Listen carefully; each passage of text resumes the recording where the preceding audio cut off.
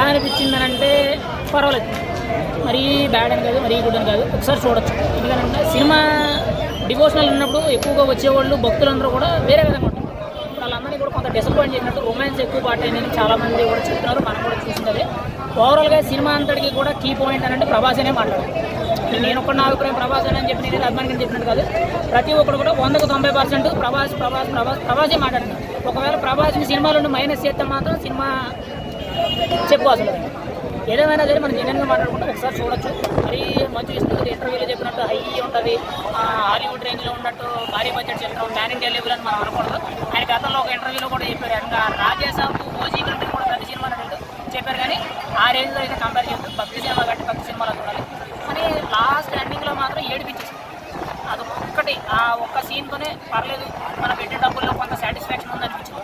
మిగతాదంతా కూడా ఇంకా రొటీన్గా పోయినట్టు ఉంది. ఓవరాల్గా ఏదేమైనా సరే సినిమా మాత్రం ఒకసారి చూడొచ్చు.